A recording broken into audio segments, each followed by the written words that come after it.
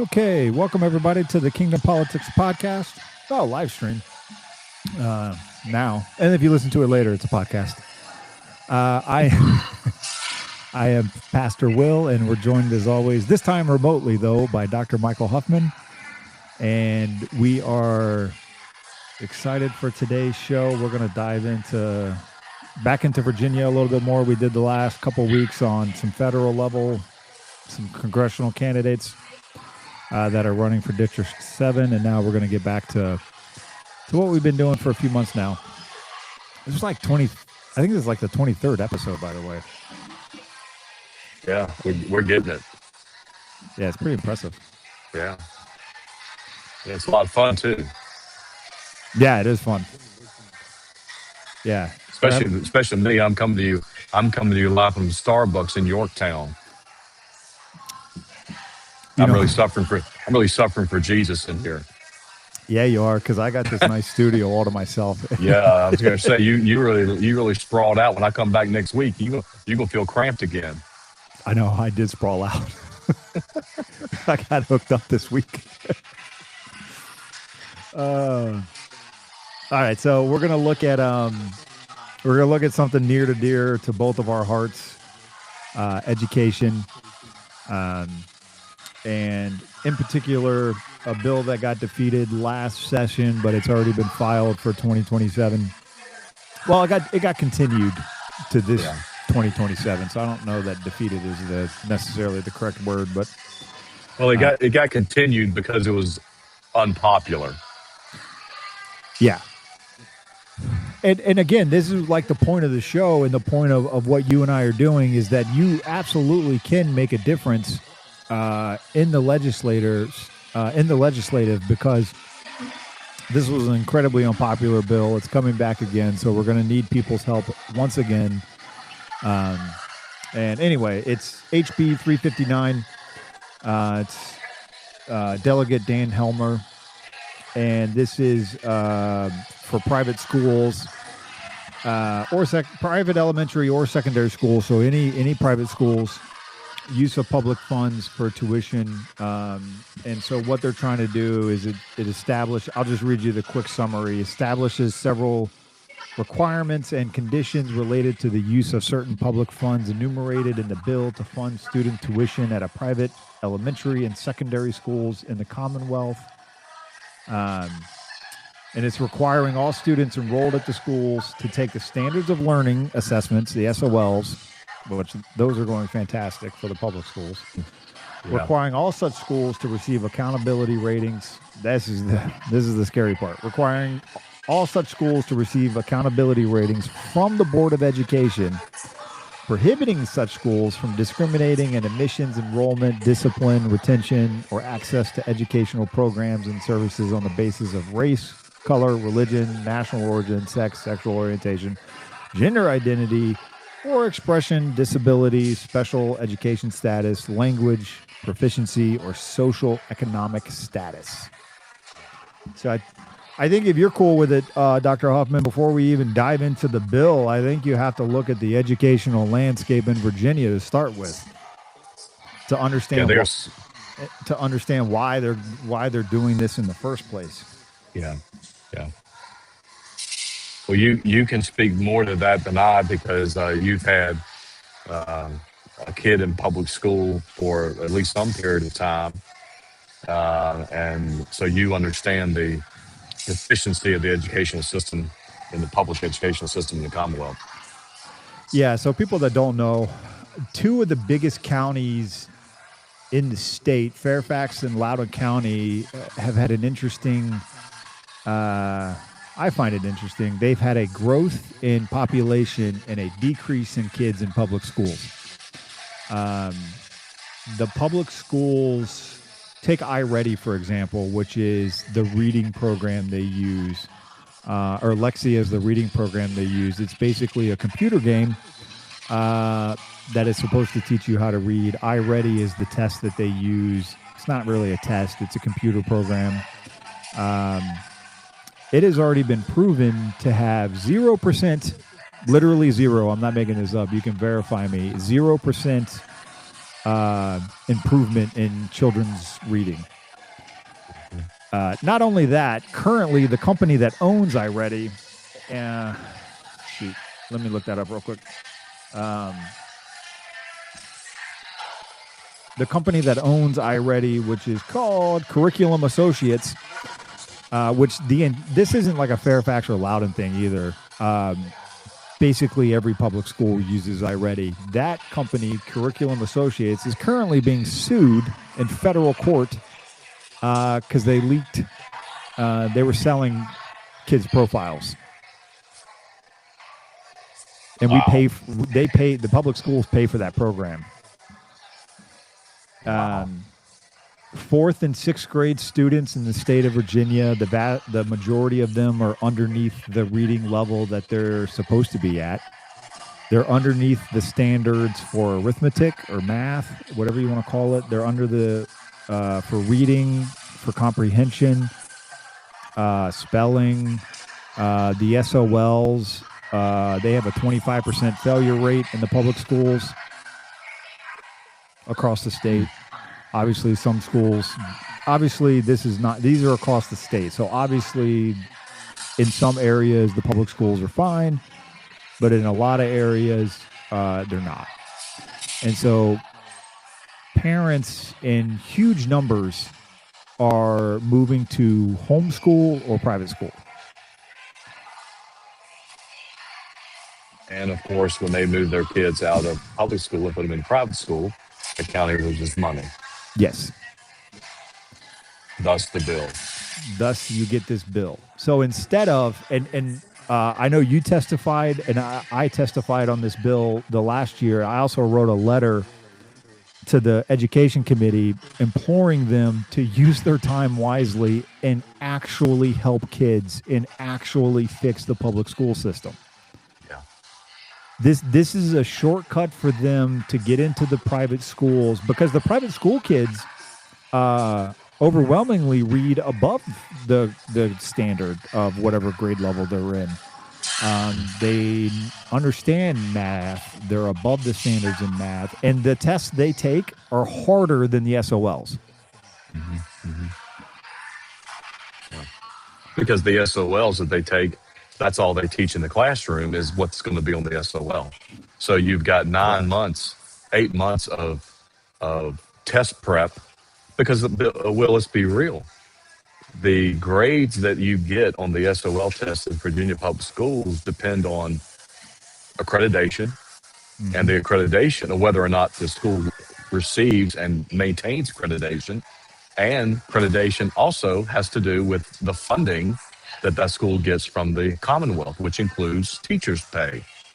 And so at the heart of the matter, it all boils down to money, whether it be tax dollars, or whether it be funding into the school, or whether it be funding into the teachers' pockets. Now, that's not to say that there are not teachers in Virginia public schools that don't care, because there are those who do. Oh, for sure. There are those teachers that are good teachers, that care about the students, that care that the students receive a quality education. There are even teachers in Virginia public schools that are born again believers and love the Lord Jesus Christ. Yes. But the problem is, and what I have always said, is the problem is you cannot change the system. No matter how much you care, you cannot change the system. And so when you've got a system that basically studies for a test for 9 months,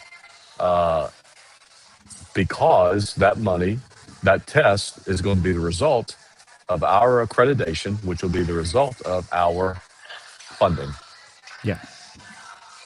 Yeah, it's all money. It's nothing about the kids. And again, I'm going to do the same thing this year. I'm going to implore the education committee in Richmond to actually, you have the chance to do something good. And instead, they pretend like the public school system is the best. So to be fair, 15, 16 years ago, Fairfax County Public Schools legitimately was a really good school system. It's not anymore, but they're still hanging their hat on that. Right. And when you listen to the education committee, not just on this bill, but anytime they're talking about the public schools, you would think that we're doing awesome, and we're not. No. And these kind of things are just way too important because we're leaving kids. This whole like no kid left behind. So what they did instead was they just leave them all behind. Yeah. Well, this kid can't read, so now none of them can. Right. It's ridiculous. We can't make this child feel like he's different or odd, so we have to make everybody ignorant. Yeah, and they're so scared to like it. I could do 9 hours on the school systems. And to be fair, like I am very critical of the public school systems, and there are really good teachers though that are out there. Yeah. In the public school system. So it's not, again, we're painting with a broad brush because the system of itself, it has to be taken down to the studs. Right. And no one's going to do that. Yeah, and instead of our leaders changing the system, they just want to add private schools into the system. Mm-hmm. Because, if we make all these requirements for private schools, well, then maybe the parents will go ahead put their kids back in public school instead of paying that absorbent tuition to put their children in private schools. Well, and even before we'll detail the bill here in a second. Before we even do that, though, here's what's going to happen: private schools are just going to stop accepting public funds, directly or indirectly. And so that's going to be very difficult. Yeah. Because the kids that those public funds or indirect public funds are helping to go to these schools, the schools will just stop accepting it because otherwise they're going to have to be under the thumb of the state of Virginia. Right. And now what have they done? They just displaced kids that are actually getting help. That's all they've done. Right. Yeah. It's the easiest consequence to see. I don't know how they can't see that. Yeah. And of course, Dan Helmer, out of Fairfax, his constituency is he's seeing that. He's seeing the increase in population, but the decrease in public education himself. And so, Hero Dan needs to go to the General Assembly and fix the problem. Yeah. Yeah, he needs to fix. He's going to make the problem worse. Yeah, I say fix the problem. But they don't. No, they don't think. And there's no fix when you got a D behind your name. There's only an exacerbation of the problem. Yeah, they can't. This is where, like, we talk about it all the time, the social compact. Like, whether there's a D behind your name or an R behind your name, when it comes to the education of our children, it really shouldn't be that difficult. They should get the best education possible. Just the other day, Fairfax County Public Schools took a victory lap because they're removing computers from kindergartners.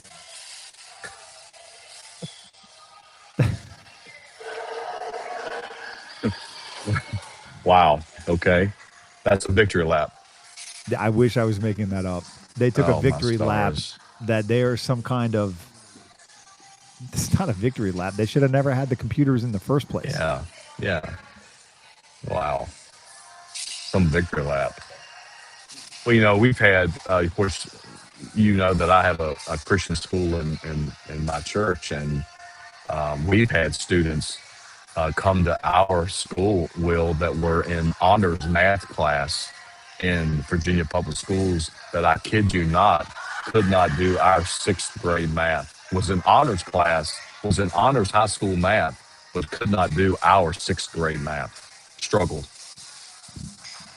So when somebody comes to me and says they're an honor student in a public school, I'm not impressed, because I've seen their level of honors education. Well, because they've brought the standards down. Yes. So I can tell you, it's sort of like what Christians have done to sin. They raise the level of righteousness personally by lowering the standard of sin. Okay, we raise our educational system standard by lowering. We raise our educational markings by lowering the standard. Yeah. Yeah. They when you're in 4th grade, you're supposed to be able to write 5 paragraphs. That's the standard upon which you're supposed to leave 4th grade. 0 chance they actually check the standard. And if you can't do it, they just let you go anyway. They don't help you. You just move on. Yeah. And then before you know it, the lack of accountability to the standard is broadly known, and so then nobody worries about the standard, and then standard just goes away. Oh yeah, the standard just goes away. My kid used to get so mad at me because when he was in public school, he would come home and if homework wasn't filled out, I told him fill it out, and he would always tell me, "Well, the teacher isn't going to grade it," and I said, "I don't care if she grades it or not. That's her business. But you're going to do your homework or your work in school." He never had homework, but his schoolwork, and yeah, there's no standards, and they just hire people that half the time are in over their head. But to be fair to the teachers too, they can't discipline the kids. No. And the kids just are running roughshod over the entire thing. Yeah. Because they don't want to hurt anybody's feelings. Right. Well, they're children. They don't. You have to guide them and lead them and teach them. You have to form their feelings. That's why we've got a generation of namby-pambies, because they were pampered to a unholy degree when they were children growing up. And so now we've got a generation of people that are too sensitive. Yeah. Yeah, way too sensitive. Yeah, so there's no consequences. So anyway, let's dive into the bill so people know what it is. Again, it's HB 359. So we just wanted to set the stage, because the other thing, none of these bills are coming in a vacuum. There's a reason why they're doing this, and that's why we wanted to kind of set the stage of where everything's at right now. So, okay, let me pull up the actual bill. So what are your thoughts on this bill, sir? Well, I've got some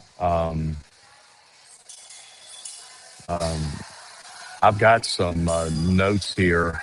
I'm going to try to do something here, and I might mess up. I think you can share your screen if you want.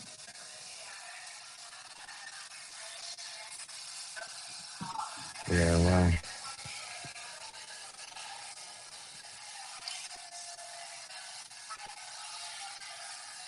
Okay. Let me. I think I can only share in a browser. Let's see here.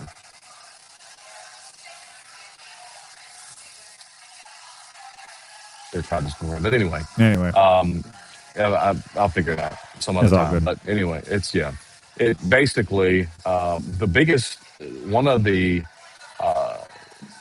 There's lots of drawbacks to this. HB 359 would prohibit private schools from discriminating in admissions, enrollment, discipline, retention, and educational programs based on race, color, religion, national origin, sex, sexual orientation, gender identity or expression, disability, special education status, language proficiency, and socioeconomic status. Now, that's all that the bill says in the nutshell. And I think you've already alluded to that. One of there's several things that you mentioned that concern us about this bill. One of the things that concerns us is the fact that it says public funding directly or indirectly, and that's actually listed under the public assistance student under section A subsection. I'm sorry, section 1 subsection 6 under the bill under public assistant students.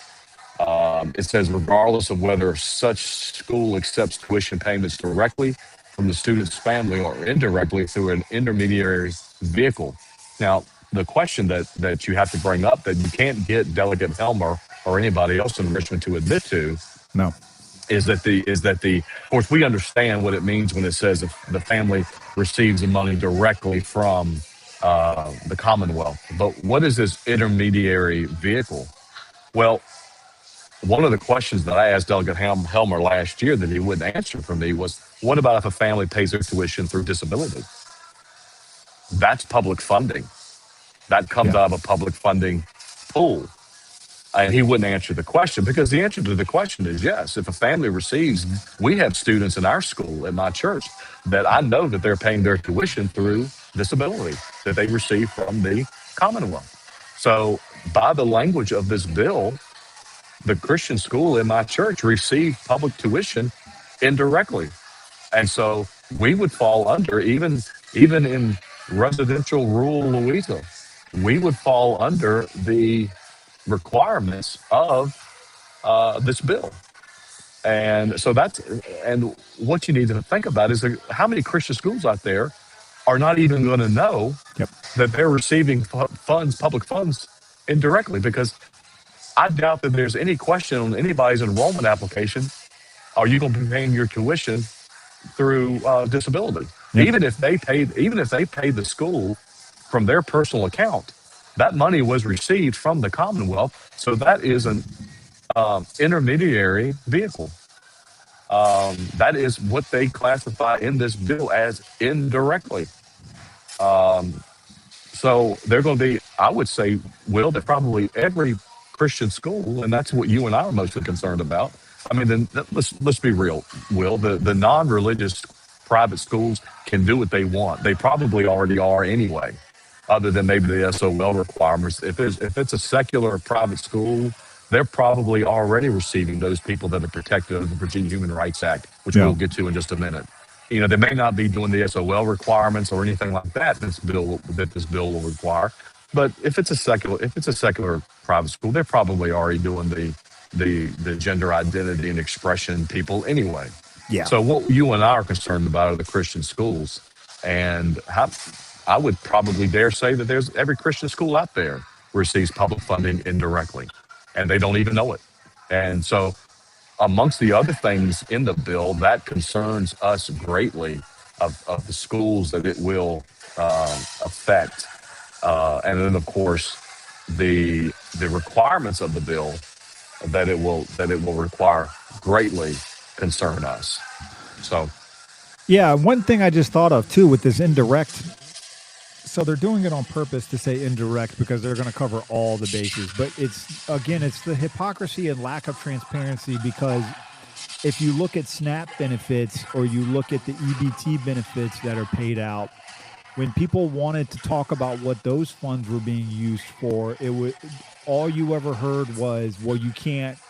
No, those that's their benefits, and you can't take soda or whatever. I don't remember the exact argument. Soda and candy and all those types of unhealthy things. You can't limit those. But now on the flip side, you're using those funds to do something good and send your kid to a good school. And now all of a sudden, no, we need to know. So if the school takes that money, now all of a sudden the state gets their foot in the door.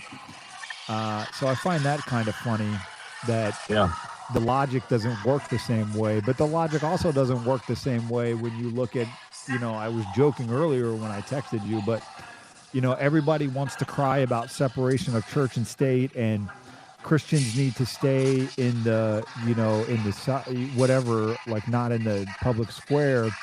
Well, Christians have done that with Christian schools. We've said, no, our kids, and not every kid that goes to my son's school is a Christian, by the way. sure. I would venture to guess. And so Christians have set up their own schools and have done it outside of the public school system. And now all of a sudden it's not so much separation of church and state anymore. Right.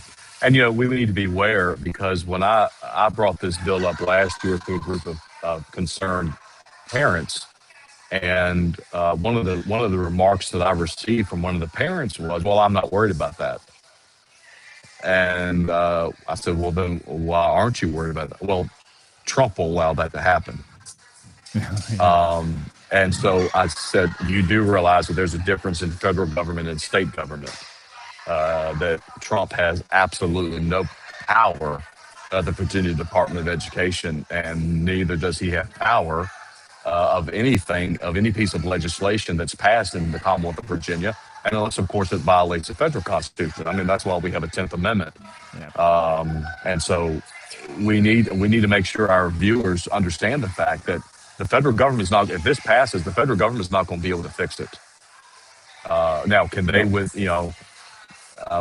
there be some threats? Maybe.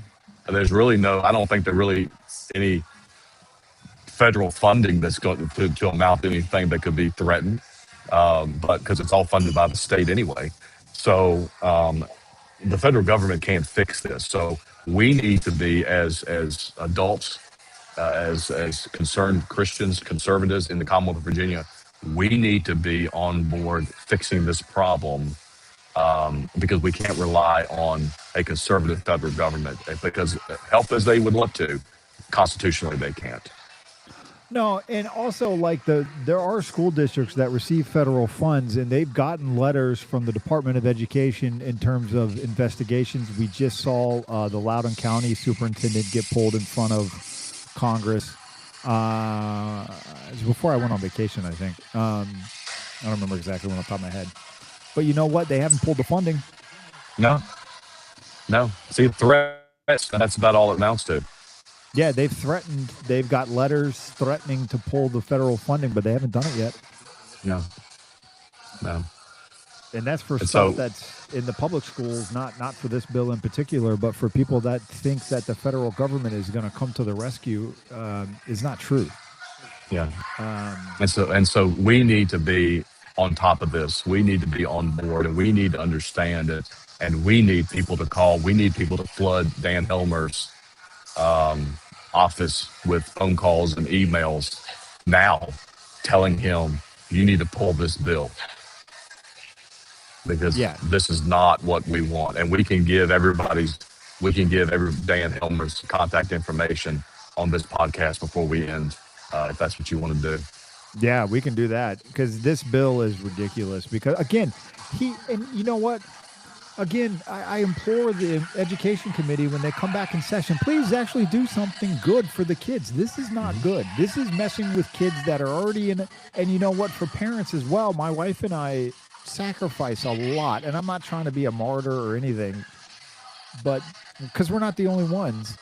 There's a lot of parents out there that are sacrificing a lot to send their kids to a good private school so that they can get a good education, so that when my son graduates high school, he can read, he can do math, and we're not asking for Harvard. We're asking if he can just do what he's supposed to be able to do. Mm-hmm. Yeah, exactly. So yeah, we need to be knowledgeable, and we need to be ready to defend, because this is not going to be good. No, I'm trying to find the part where it says that the students' rights. Now, also understand why you're looking at that, Will. Here it is. Enforcement. The superintendent. So wherever your private school is, the superintendent of that area may conduct audits, investigations, site inspections of a participating private school to verify compliance with the provisions of this article. They are literally, this is what I was talking about, they are literally getting their foot in the door so that they can put the private schools underneath of the public schools. Yes. And the superintendent can impose one or more of the following penalties. Listen to this: suspension of eligibility to enroll new public assistance students, revocation of eligibility for up to 5 years, and civil penalties not exceeding $10,000 per violation. And this is the hilarious part, or restitution of misused public funds. Let's please do an audit on our public schools and see the misuse of public funds. Absolutely. So you're going to write a bill that's going to try to cause private schools, Christian schools, to pay back money to the Commonwealth if you didn't meet the SOL requirements. Mm-hmm. Can anybody say First Amendment? Any penalty? No. Yeah. It's anything within the provisions of this bill. Right. Well, that's just all we've talked about so far. Oh, right. But yeah, but no, it's everything, of course. But that's just all we've talked about. Yeah. Plus, civil penalty up to $10,000 per violation. That's at the discretion of these crazy superintendents. And by the way, we just had a superintendent in Albemarle County get ousted for hiding sex crimes. The superintendent in Fairfax County just got her contract renewed for 5 years. She's the highest paid. She makes so much money, it's ridiculous. Let's see. Oh, here's a fun Fairfax fact for you. They could not give the teachers the raise that they promised them, but if you're an administrator, you can get your doctorate paid for. Wow. So where's the audits on those? I would love to see an audit on some of these public schools. Yeah, exactly. Well, section 22.1-101.11 of the way that it will read if this bill passes, it says each participating in, and of course you can read the bill under subsection A, each participating private school shall submit, get this, an annual report to the department, that's the Department of Education, by October 1st, detailing enrollment, student demographics, academic results, graduation and dropout data, teacher licensure status, disciplinary incidents, and financial information. And the department shall publish each participating private school report submitted. So it's not only goes to the Virginia Department of Education, but it becomes public information. I mean, we haven't even got to the bad stuff yet, Will. I mean, if you can believe that, we haven't even got to the bad stuff yet. Yeah, I'm searching one public misuse funds that's going to make everybody super happy. It's going to take a second to find it all. And then, of course, you also have to, so schools shall maintain student immunization and health records consistent with public school standards. So if public school standards require a COVID vaccination, guess who else will have to? Yeah. Private schools who receive public funding. So and the employees and volunteers. Here's a fun fact. We're talking about misuse of funds. How much do you think that Fairfax County Public Schools spent on outside legal services for the past school year? Millions. I don't. $12 million. Yeah. They got sued that many times. Yeah, no wonder Dan Helmer wants to get money back from private schools. Fairfax is his own county is spending $12 million in wow. Yeah, $12 million. But yeah, let's talk to the private schools about misuse of funds. Yeah. This is what I mean. It's just smoke and mirrors. Nobody fixes anything. Mm-hmm. They're literally the education committee. And you also got in here where, of course, Dan Helmer, when we started complaining last year, he threw us a bone that said, well, your schools can still teach religion. So, I mean, this bill is, if not just targeting private schools, it is targeting Christian schools. He says, you can still teach your religious studies, but you have to allow students to opt out. So if you're a Christian school, you indirectly receive public funding because you've got a family in your school that the father or the mother or both receive disability, and they pay their tuition via disability. Yep. You have to allow students to opt out of religious classes, Bible reading, chapel services, anything having to do with religion. You have to allow them to opt out of those classes. Yeah, and here's the operating, and see, this is how broken, so people understand, because I don't know how deep in the weeds people like to get, but just to show you how broken things are, the Virginia Public Schools, now this is the cost for the school to educate a child. the average statewide for Virginia public schools is $17,000 per student. Now in Northern Virginia, it's $25,000. So there is something to somebody needs to investigate. Now, for a private school, this is an average across the state of Virginia, that the operating cost is only $10,000. So in some areas, it's $7,000 less. And then in other areas, Northern Virginia, it's $15,000 less money to educate a child. And you know what the difference is? Admin. The administration and all of the different things that they've hired that just waste money that should be going to kids' education. Wow. Yes. Yeah, just add more administration costs to it, but don't put it in the classroom. No, it's what it is. It's administrative costs. That's why it's more expensive in public schools than it is in private schools. You can't talk to anybody in administration in some of these county schools. Whereas you go to a private school, and this is the way education's supposed to be. It's supposed to be a partnership between the school and the parents. When you try to deal with the public schools, now my son did have one teacher, and she was awesome. So I'm not gonna say her name, or I'm not gonna say anybody's name, but she was awesome. And she really did try to help. It was just an untenable situation. But most of the time, they would treat you like you were a problem. If you asked questions, easy questions, like, how can I help you? Can you give me the textbook? Guess what? There are no textbooks. Can you send home some reading? Can you do this, that, or the other? It was always like I was the bad guy all the time, even though I was super nice and respectful. Now, you go to a private school, if I need to talk to the principal, it's super easy. I just shoot her an email. She gets back to me. It's not a problem. All my son, my son had medical issues in the fall time last year. He had to miss a little bit of school.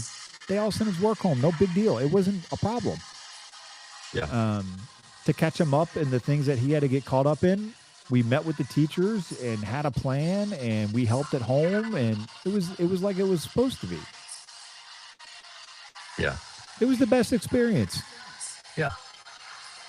Yeah, which is what it's supposed to be. Yeah. But this is just ridiculous. And a school can appeal any type of penalty, but this is just ridiculous stuff, Will. For a private school, a Christian school, to have to give their financial records to the Virginia Department of Education, that's under the heading of none of your business. We are a religious institution. Like I said, Christian schools, especially those which is why I have always encouraged Christian schools to be under the heading of an actual church, because that gives you a level of protection that you don't have if you're not under a church. Because the First Amendment protects you, definitely protects you if you're under the heading of a church, because that would be considered the ministry of a church, and therefore is protected under the First Amendment. Now, I could make an argument in court that the religious school not under a church has that protection as well, but it's just kind of easier if it's under the church. And that's why I say it's a violation. This whole bill is a violation of the First Amendment. We have freedom of exercise, and part of that exercise is if a church wants to have a Christian school, they can have a Christian school. Because it's amazing to me how the progressives, the socialists, want to bring in the clause of the First Amendment, the Establishment Clause, and ignore the free exercise clause.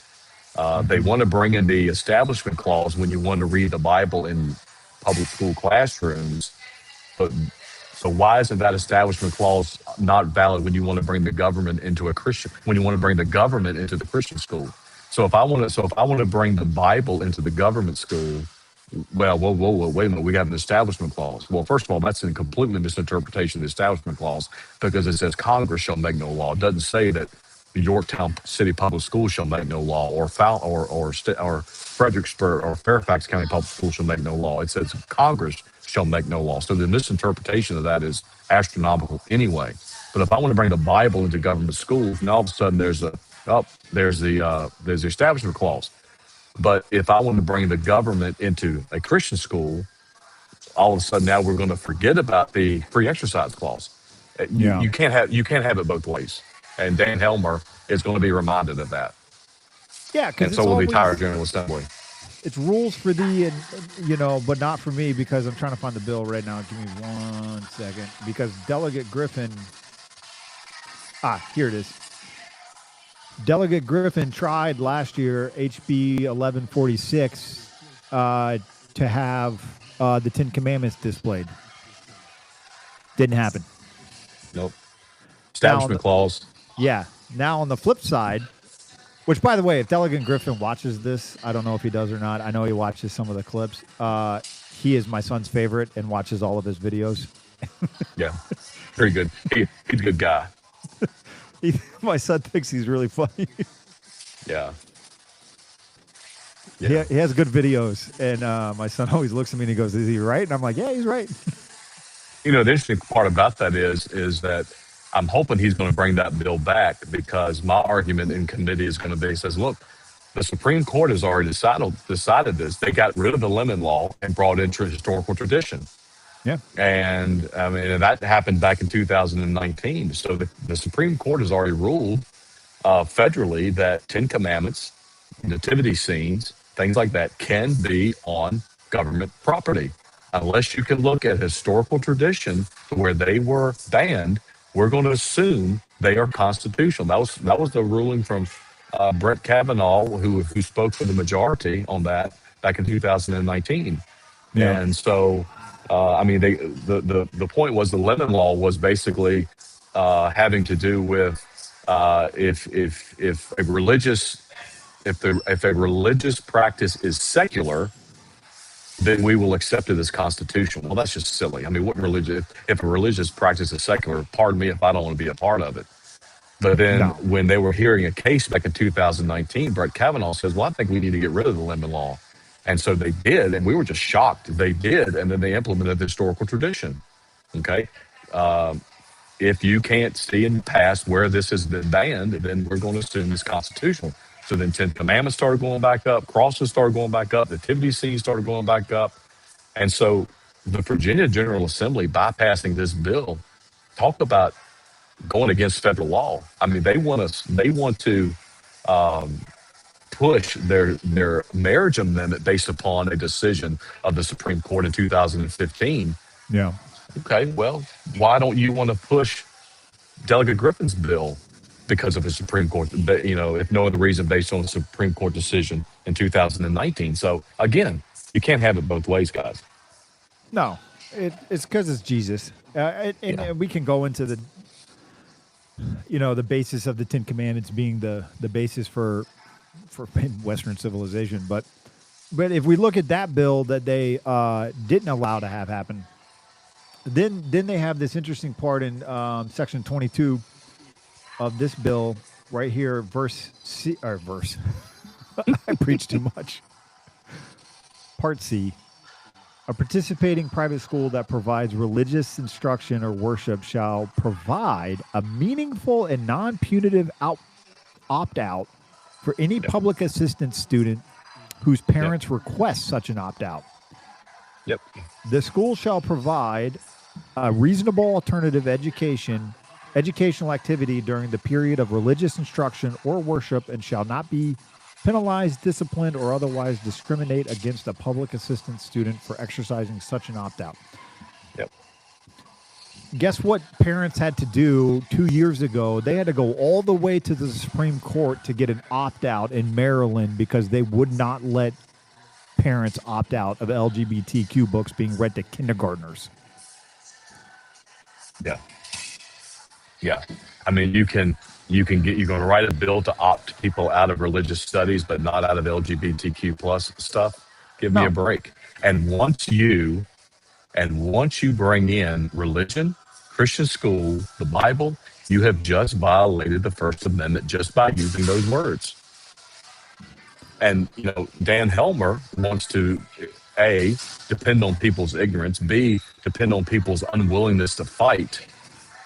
And because he just wants to get his name on a piece of legislation. And you've said that so many times that just their idea is just to get their name on a piece of legislation so they can go back to their district and say, I did this, I did the other. And people in the Commonwealth of Virginia need to be enraged and stand up and fight back on this. Yeah, they really should, because the opt-out, because this is poised to pass. It's ridiculous because they think about all those young ladies that have to deal. They couldn't opt out of men coming in their locker room. No. Where's the opt-out for them? Right. Nowhere. No protection. No nothing. All they do is then decide, well, you know what? This other system's working, so we need to take this one down too. It's just like, and the teachers need to get upset because your raises are sitting in admins' bank accounts. Mm-hmm. Yeah. And under that same section, Will, that you just talked about, it's 22.1-101.6 is what the code section will be. It's going to be under the non-discrimination in admissions. You read line C. C, yeah. I'm reading line A. Participating private schools shall not discriminate in admissions, enrollment, discipline, retention, or access to educational programs and services on the basis of race, color, religion, national origin, sex, sexual orientation, gender identity or expression, disability, special education status, language proficiency, or socioeconomic status. Yep. And so now it reads a little bit different than it did last year. Last year it read those protected under the Virginia Human Rights Act, which basically what Dan Helmer did in the new version was he took the Virginia Human Rights Act that was passed back in 22 and was actually signed by Governor Youngkin, unfortunately, who shouldn't have signed it. But he basically took the Virginia Human Rights Act and broadened and just spelled out everyone that's protected. So what does that mean? That means that a school that directly or indirectly receives public funds has to enroll a boy that thinks he's a girl. Correct. And they have to call him by his preferred pronoun. They have to by this law. Now you're telling a Christian school that's protected under the First Amendment, not only of the federal Constitution, but the Religious Freedom Act that Thomas Jefferson wrote, you're telling them that they have to, if they receive directly or indirectly public funds, that they have to enroll a student and call a boy by his girl's name. That's what this bill would actually call for. Or if they don't, they have to pay back every dime that they received from federal funding, public funding rather, and or a $10,000, not to exceed a $10,000 fine per violation. So if you've got a family that has 4 kids to go there that pays their tuition by disability, and you refuse to enroll someone whose religious beliefs or practice does not follow your biblical beliefs, but yet you receive public funding from that other family, guess what? You're just looking at up to a $40,000 fine because you have 4 children in your school that receives public funding to pay their tuition. That's what we're looking at. Yeah. Well, that's why I said if you, it's just like the rent stuff. And it's already starting to happen because I've seen it with people that I know where you've got to show, you've got to basically have a rental rating now in some places to get a place to rent because they've made the whole thing a lot harder. And so the only people that are going to want to do it are corporations that have lawyers that can take care of it if you don't pay. Mm-hmm. The mom and pop, landlords are going by the wayside unless they have a good renter already because it's too difficult. They made it too difficult. And the same thing is going to happen in these schools if this passes. Is instead of the kids getting help that they need and deserve to have, the kids need a good education. So instead of doing the hard work and actually doing their job as the education committee, instead what they're going to do is they're going to make the private schools. They're just not going to accept any public funds. Right. Because who's going to want to stare down a $10,000 fine per thing? Or who's going to want a superintendent from a public school coming in and saying, you're doing this wrong? Right. When the superintendent's own kids, I don't know. Man, this stuff makes me so mad. I don't know how those people sleep at night. Right. I really don't. I don't either. And Delegate Helmer, I really wish, I meant it in the letter that I sent last year. I really wish that they would use their time more wisely. Yeah. Like it took time. This thing's 4 pages long. Somebody wrote it. Yeah. It's ridiculous. It's ridiculous. Why don't you go investigate and fix the public schools so all of our kids have a chance? Yeah. Yeah. And I also want to bring up, because a question was raised to me about Title VII and Title IX. That's a federal law. And I just want everybody to know, and because that offers some protection about who a religious school can hire and who they can enroll. Now, we need to understand that Title VII and Title IX is for federal funding. Okay, we're not talking about federal funding. This bill is not talking about federal funding. It is talking about state funding. So there's a difference. We have constitutional protections.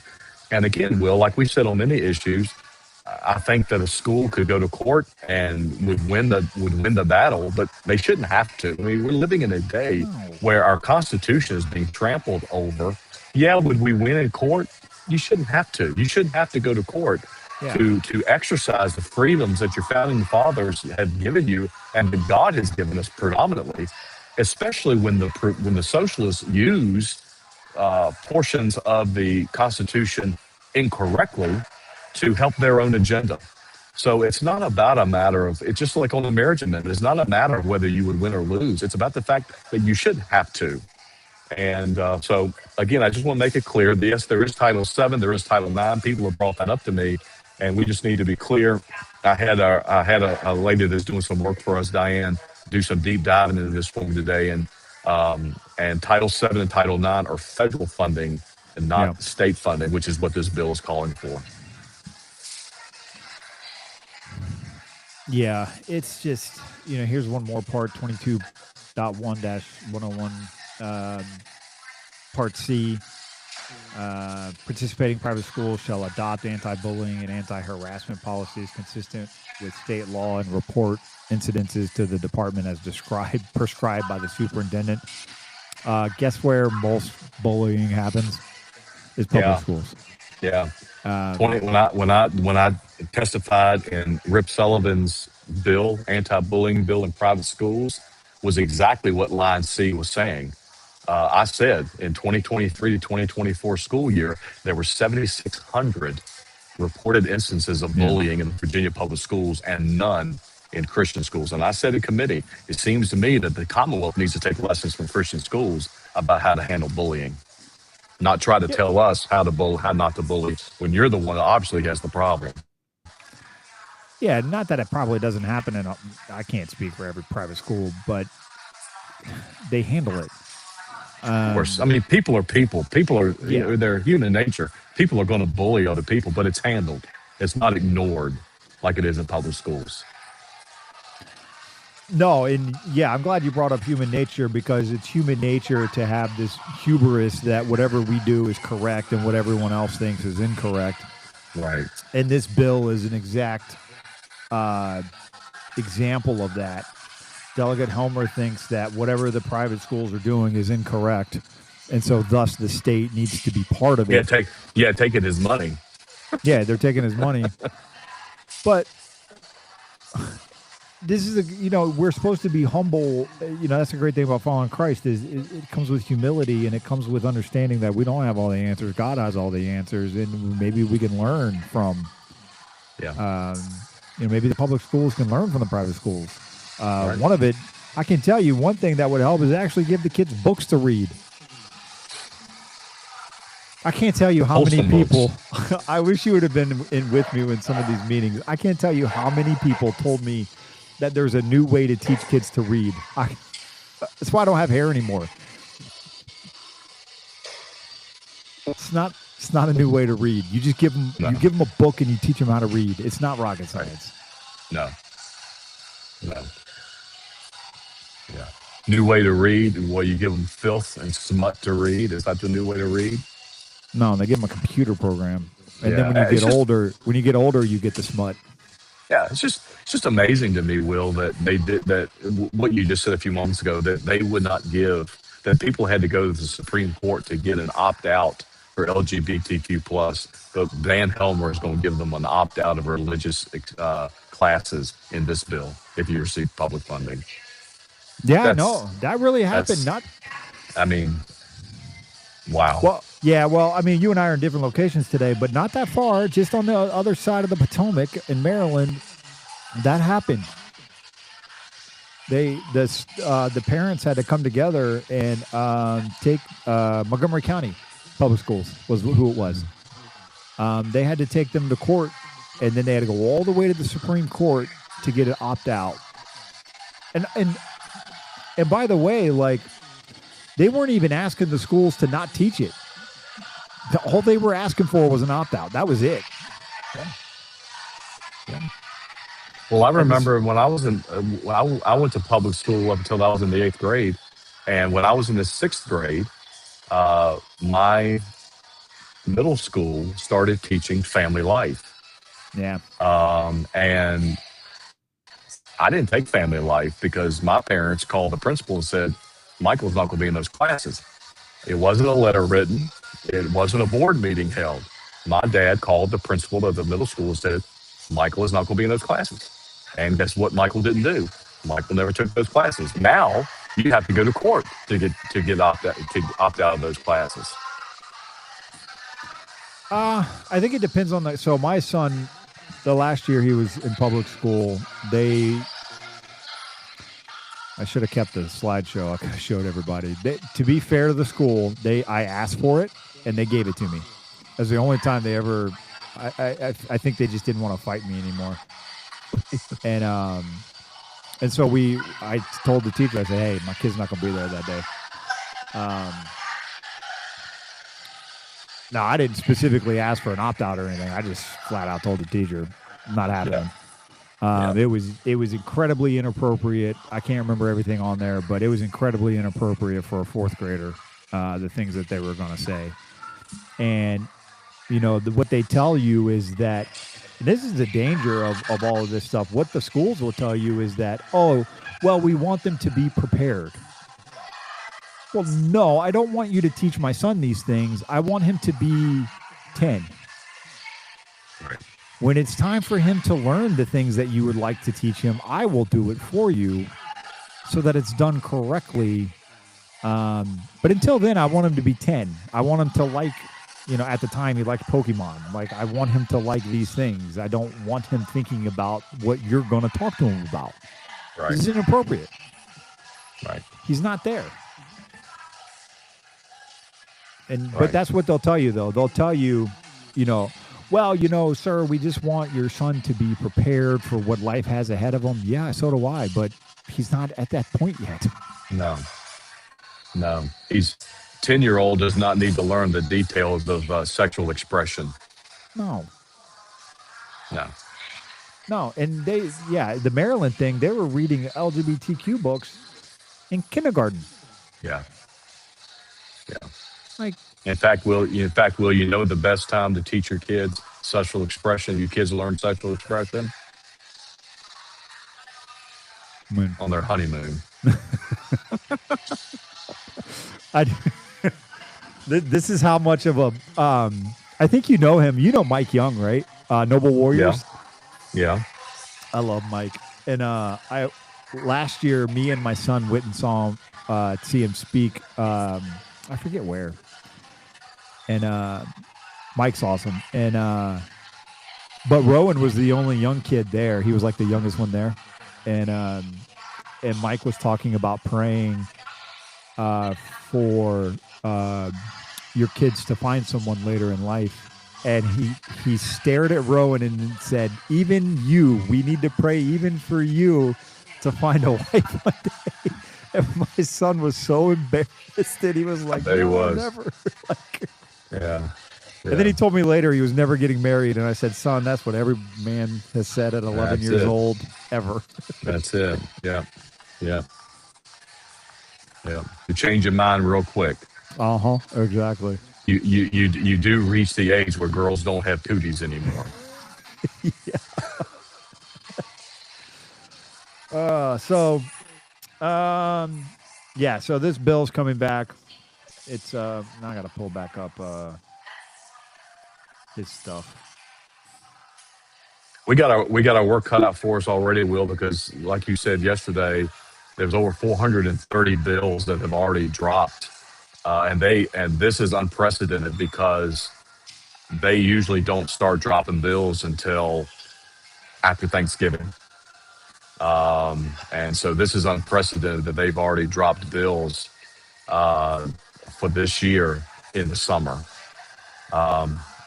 I thought that maybe this being an election year, or next year being the election for 27 being the election for the House of Delegates and the Virginia Senate, that they might behave themselves a little bit, but it doesn't appear that they're shaping themselves up to behave themselves at all, which tells me that they're very confident that they're going to hold and maybe expand their majority in the Senate, and maybe, who knows what they're thinking about in the House. But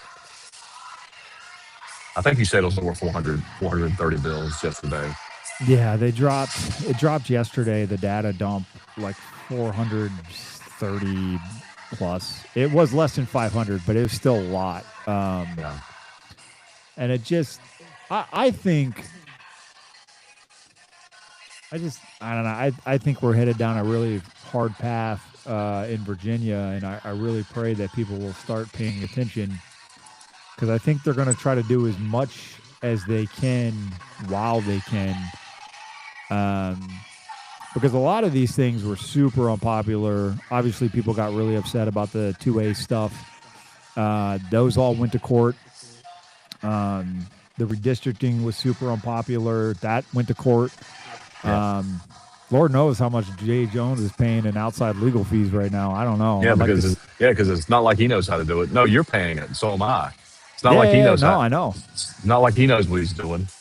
Yeah, I'd like to see that bill. How much taxpayers' money is going to outside litigation. Yeah.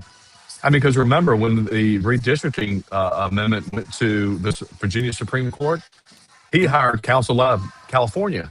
Yep. So you're the Attorney General of the Commonwealth of Virginia, and you hire an attorney from California to interpret Virginia's Constitution and statute. Give me a break. Well, and it's crazy for taxpayers because we have to sue, like you were talking about, is ridiculous. We have to go to court so much, but they have no respect for the Constitution. But so now you have to have a lawyer yourself. So you're paying for that, but you're also paying for their lawyer too. Mm-hmm. Yeah. It's crazy. It's craziness. Absolutely crazy.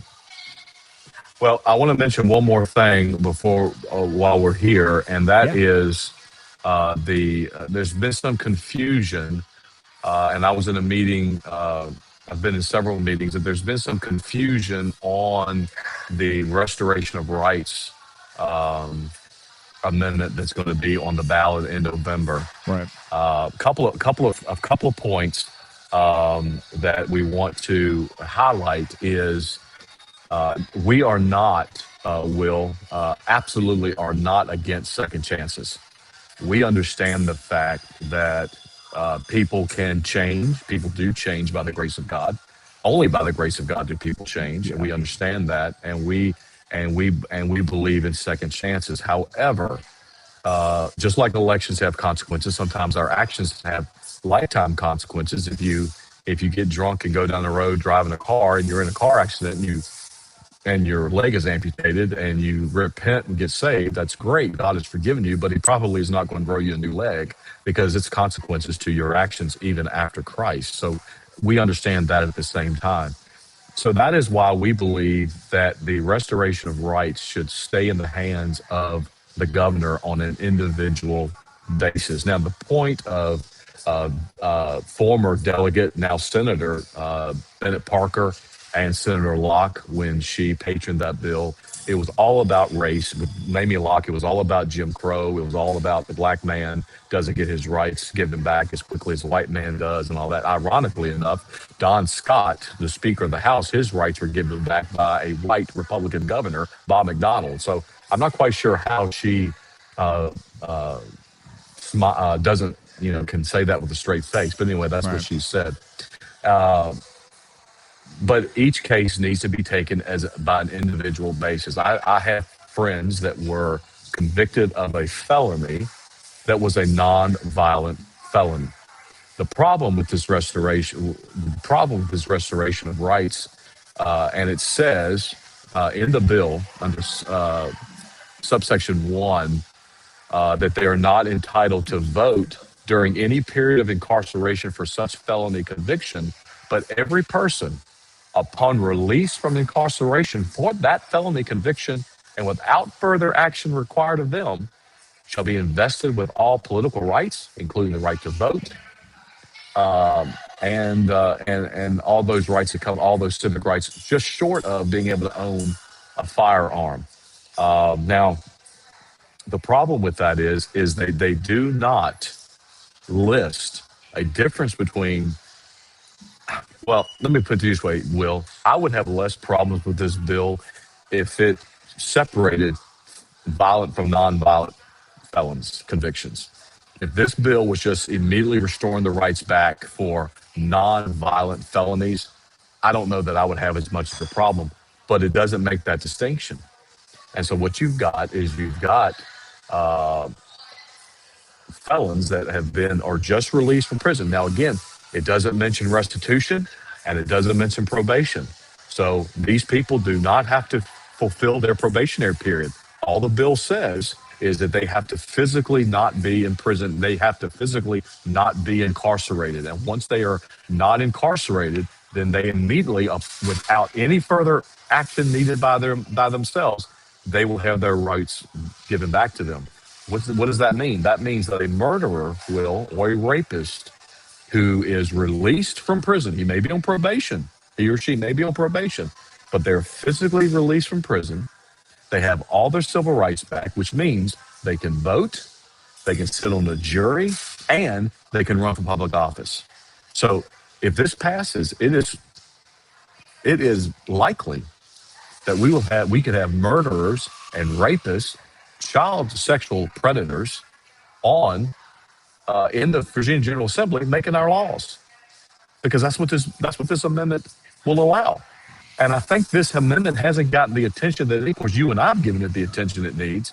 But I think in a broad way, this amendment hasn't gotten the attention that it needs, because I still have people that are a little confused about the language, and it's more so what it doesn't say than what it says, because it says physically released from prison, incarceration, without any further action on themselves, they get their rights back. Now, again, if it made a distinction between violent and nonviolent, then okay, we may not have the same issue, but it doesn't make that separation. A murderer, a rapist, a child rapist gets his rights back immediately upon leaving incarceration, just like a person who wrote bad checks. There's an issue there. Yeah. Yeah, I'm looking at it now. I don't have a problem if the governor. I agree with you. If we left it with the governor, I'm fine. Yeah. I'm going to assume the governor is doing, in this case, her due diligence on each person, whether she does or not, who knows. But as an elected official, I would pray that she takes it serious. Yeah. The problem I have, case by case basis, because you have to, because the governor then can decide, okay, was this a violent or non-violent felony? Right. Yeah, same thing with like a pardon, whether it's the governor or the president. I guess, and maybe we can talk about it next week.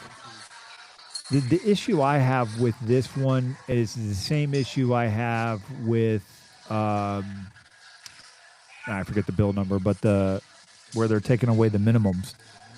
859, HB 859 or 853. Yeah, we have to decide what kind of society we have.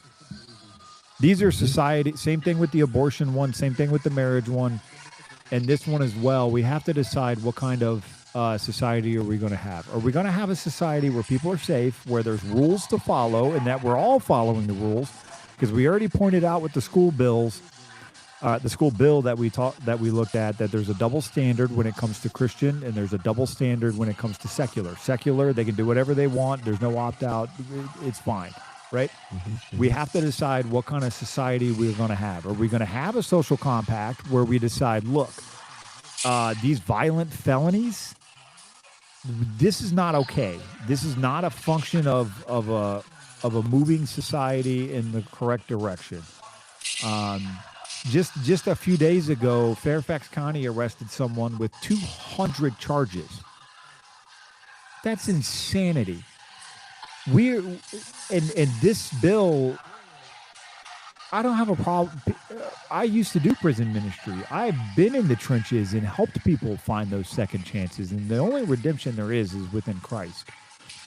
Right. But when we look at society, we have to have, and this is what I wish the delegates would do, is have a conversation of, okay, what kind of society we're going to have? Because if we're going to do the socialist thing, there is no crime unless it's, proclaiming the name of Jesus. And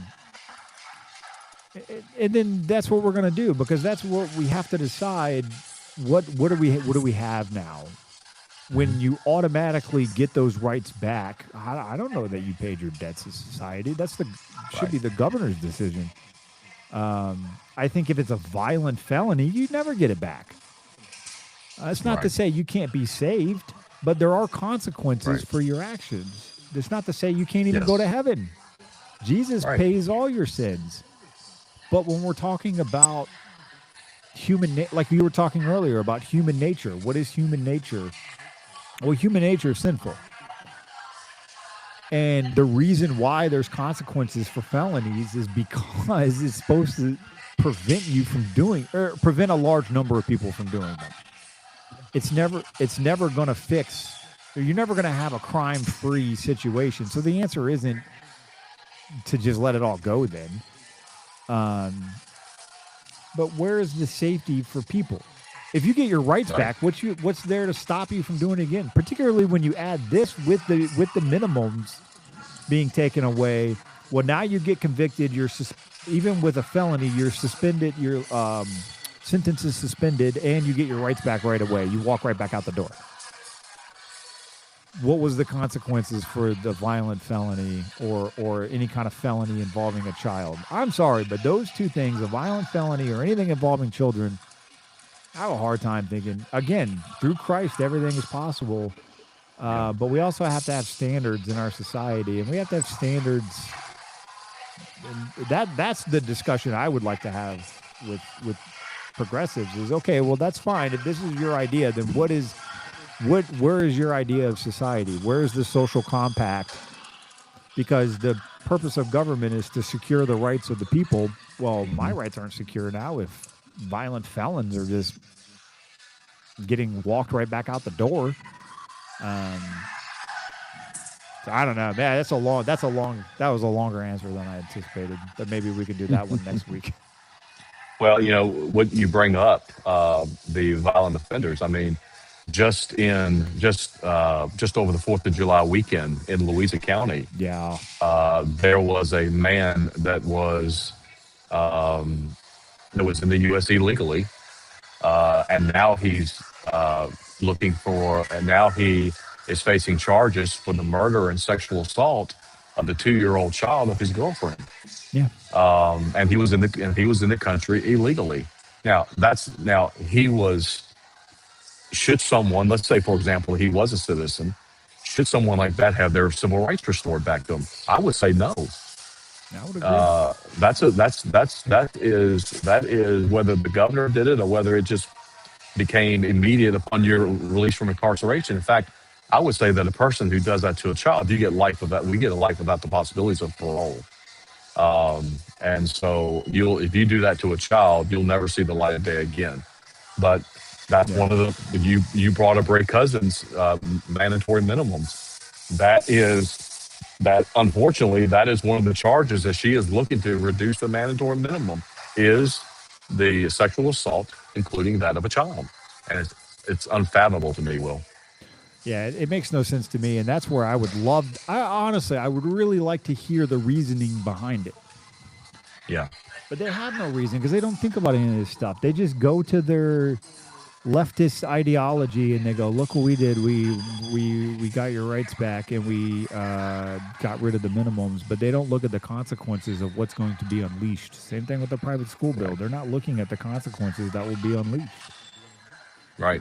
It's just not well thought out. And they just ramrod through, and they all vote in the same way. I mean, we both know, we've seen it. They all vote the same and all this and that. And it's just, you know, again, it's like the social compact thing. Like Democrat or Republican, like some of these things should be bipartisan. And instead we're tribalistic and faction oriented. The education of our kids, you know, obviously my kid goes to Christian school. I would prefer that there's a Bible class, but it's a bipartisan issue, though. They should be able to read. They should be able to do math. I don't think that's asking a lot, but it is. Not at all. And, you know, talking about the mandatory minimums, also, you've probably already seen this, but also see where they have already filed HB 853 already for the 27 session, and that is the petition for the modification of sentences. So that's already been filed to coming back as well. Yeah. So I didn't know if you had seen that or not. Yeah, we'll have to start highlighting some of this stuff. But all right, sir, you got any plugs or anything? No, just if you have any questions, if you go to www.vaib.org, of course, we're in early voting now for the Senate and the congressional. Of course, everybody probably saw VAIB's video, hopefully yesterday, where Mark Warner got on ABC and just lied to everybody about voter ID in the Commonwealth of Virginia. And what he didn't plan on was that the anchor that was the news guy that was interviewing him was a Virginia voter and can actually say, no, actually, Virginia, Senator, you're wrong. You don't have to show photo ID. And so was that incompetence or was that him lying? Well, if the answer is yes to either one of those questions, it's not good. I personally think it was a lie. I don't think a man who sits in the Senate that long is that ignorant of processes.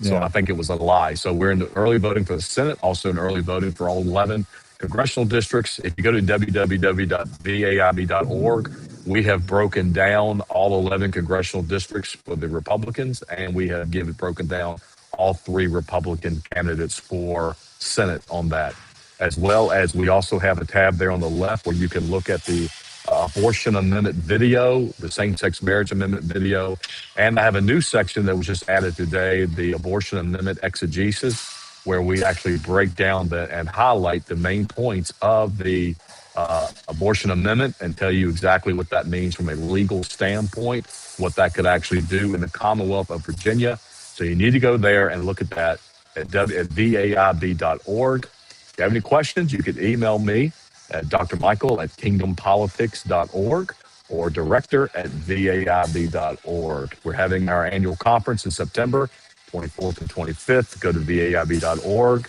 go to the conference tab, and then click on the register here button and tell us that you're coming. It's free of charge. We're going to feed you, Will. I'm always there. Free food. Absolutely. You can't go wrong with food. It's good food too. We cater it in, and we have it the same church the last several years. And the best part about it is I don't have to turn a finger. I get there and everything is done. The tables are set up, the food is cooked. All I have to do is show up and make sure everybody's where they're supposed to be. That's awesome. I'll be there. Looking forward to it. Yeah, me too. yeah, just check out the kingdompolitics.org. Follow us on the various social medias. We got some plans over the next couple months to roll some stuff out. And yeah, like and subscribe, follow, all of that good stuff. Share. Yes. Yes. Yeah, point people toward this way, and we're trying to get people organized and Christian organized. You know, we pointed out this private school bill, and what will stop it is Christians and making their voices heard. And we can help you do that. Just head to the website, thekingdompolitics.org, click on the Get Involved tab, and there's a little thing to fill out. We're not asking for any money or anything like that, just asking for help. And we can point you in the right direction to actually make a difference. Not just we're not just saying that. This bill got tabled last year, it can get tabled again. Absolutely. By the grace of God, we go. Yeah. All right, we'll close a little Spurgeon, and we'll see everybody next week. All right. And I heard the voice of the Lord saying, "Whom shall I send? And who will go for us?" And I said, "Here am I. Send me." Rise up, Christ one, only bow to his throne, Satan. Trying to